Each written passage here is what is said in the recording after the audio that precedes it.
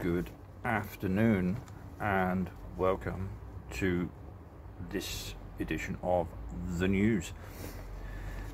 Coming to you from my back garden on a bit of a chilly early evening. It's 5 on Saturday, and there are a few little things that I want to sort of share with you. I've not put a video out now for a little while, although I have posted one or two little things, one of them from a friend, and I'll go into a little bit more detail on that in a moment. But there are a couple of things that have come up today that I just wanted to mention that are of interest, particularly to those living in the UK. Don't have my glasses today, so I'll have to read it from a distance a little bit, but it's concerning our friends to the NHS, of course, the National Health Service, the ones that we've been protecting all this time by staying at home and saving lives, so as not to overload the hospitals. So today, in the news, it has been announced that there are some reform plans in place, and what's happened is that former Health Secretary, a guy called Jeremy Hunt, has welcomed the idea that the NHS will be kind of taken off the track of privatisation and will essentially be controlled by the government or the state, whichever way you want to put it. Apparently, allegedly, the reform plans are a reflection of an ageing population. There's that narrative hidden in plain sight yet again. So basically it ensures that the health secretary, the person in charge, in inverted commas, air quotes, he would then, or she would essentially take more control over the National Health Service. And that would essentially also mean that GPs, that's general practitioners or doctors for those that don't live in the UK and don't know what that means, and clinics in general would have more control over their own budgets. That is what was announced today. So the proposed changes would essentially see a more reduced role for the private sector. That's if you believe that there is a private sector and or a governmental sector, or are they all in cahoots? Are they all entwined? I would suggest yes, that they are. Proof of that would be, for example, Mr. Vallance, who is one of the head advisors to the government's agenda, who also happens to be a major shareholder in GlaxoSmithKline. So I think the notion that the private sector and the state are two totally separate entities is a bit of a myth. That's my opinion, but I'm just basing it on what I know through the media, the official sources, and these sources that I'm quoting now are from our friends at the BBC. You know, not anything that I'm inventing, just something that I'm relaying to you from them. Overnight, we have had 828 deaths, COVID related. I'd just like to emphasize the fact again that these are deaths whereby somebody has tested positive of COVID-19 in the last 28 days. So it doesn't mean to say they've actually died of that particular virus, disease, whatever you want to call it. And so the 828 deaths, of course, aren't a reflection of people who have died necessarily from that disease. I like to emphasize that. That, again, is not my imagination. That is something that you can easily look up on the government website, and it is put up on the screen every time they mention this on the television as well. You know, people have to be aware of that. I know we keep mentioning it, but it's an important fact because it does skew the figures, particularly when you think that the test used to test people in the first place, the PCR test, those of us who have done on research, we don't even need to do much research, to be honest with you. We know now, and we have done for over 12 months, that it's flawed. in a massive way. And if you don't believe me, just go and check out Kary Mullis. I'll keep mentioning his name as well. He says it himself, I should say, in his own words. That was the man who devised these very tests and who conveniently passed from this realm just before that very test was used to create the numbers that we have to contend with to this very day. Also to mention today is that all over 50-year-olds will be offered the vaccine by May of this year. So I'm lucky because I'm 48 in March. But the key here again is the wording that's used, and it's something I always keep saying. Look at the wording. Offered doesn't mean to say forced upon you. So by being offered the vaccine, it does not mean to say you're going to be rounded up and have it shoved in the cheeks of your buttocks. Case in point is that, for example, I have a landlady who is 87 years of age, and she got a phone call a couple of weeks ago from the nurse down at the local general practitioner, and I overheard the conversation because it was on my phone, because my landlady uses my phone. I received the phone calls for her because she doesn't have a phone herself, and the nurse said, we have you on the list for a vaccine, would you like to come in and get the vaccine? She then replied, no, I would not. I won't take the vaccine. I've never had a vaccine in my life. 87. And so the nurse just replied, okay, I'll take you off the list. And that was that. She's not heard anything since. So the point I'm making with that is they are not rounding people up. I'm not saying that's ever going to not happen, or does happen, or will happen at some stage. But what I'm saying is at the moment, because that's all we have to deal with, the here and now, it is not the case that you have to take or do anything. I'd like to stress that.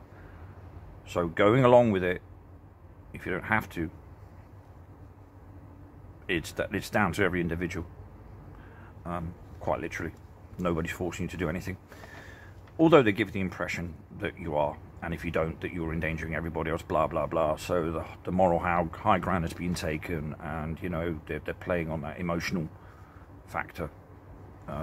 Blackmailing you basically into making those decisions.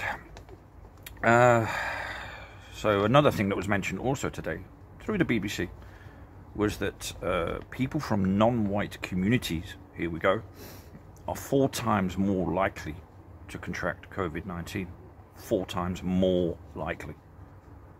Now, considering that 1 in 3 of the whole population will have contracted COVID-19 without even knowing, because you won't have the symptoms, that's quite a stat. And partly the reason for that, it was explained today, is the fact that there is a bigger reluctance to take the jab in those non-white communities, and they are the hardest to reach, and they're the most hesitant of communities. You can't make this stuff up.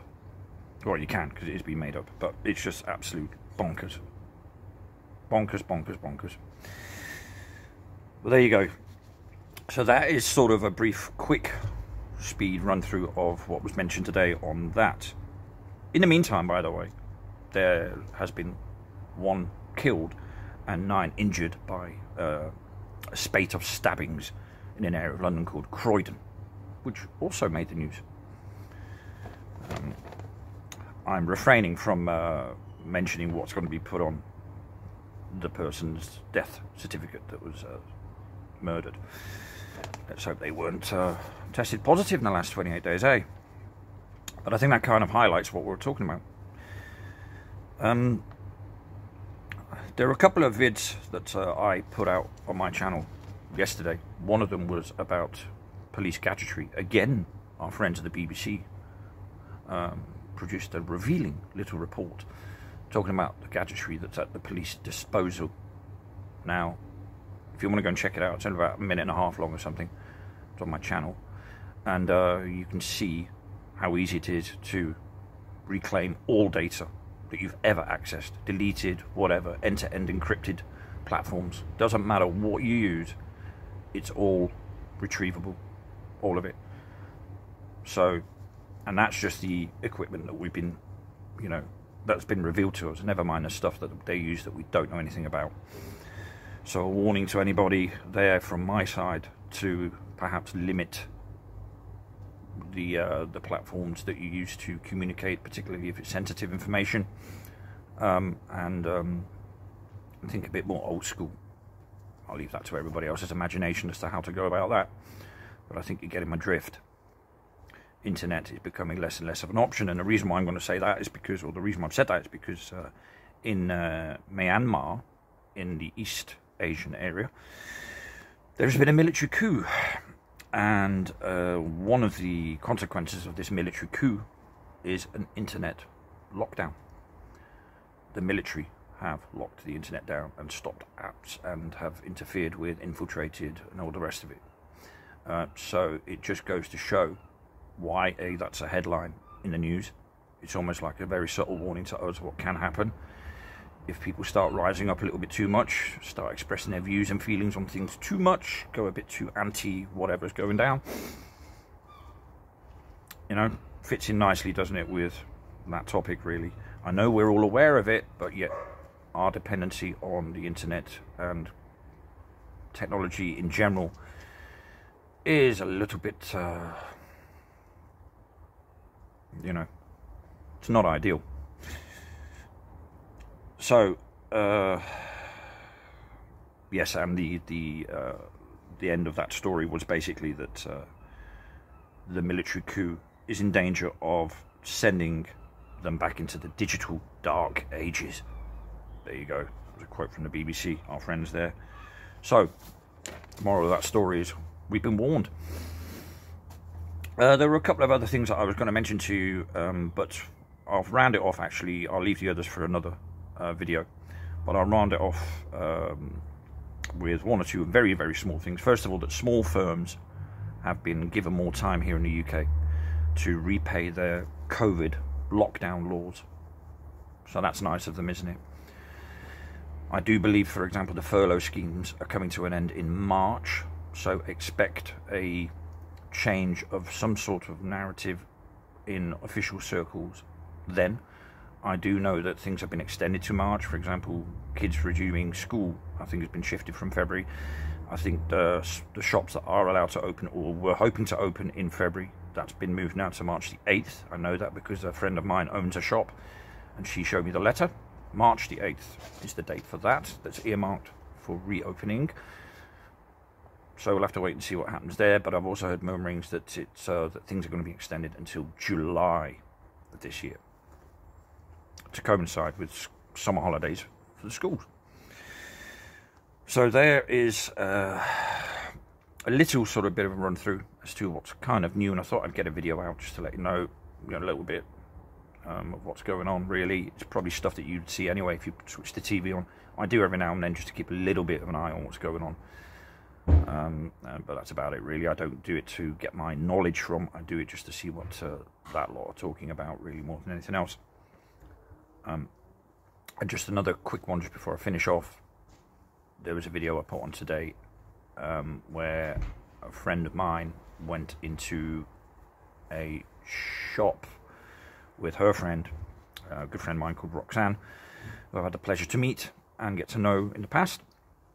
And it really demonstrates and highlights the stupidity of the authorities that we're dealing with at the moment, either through misinformation or through sheer ignorance in general, or stubbornness, or is it power craziness, or, you know, is this all done by design or what? I don't know, but I'll go into that at another time, because I had an incident that happened to me in a coach, in a bus a week or so ago, that also involved the police, and it was clear to me that they were not knowledgeable around this topic at all, in terms of what's allowed, what isn't allowed, face mask, yes, no, and all the rest of it.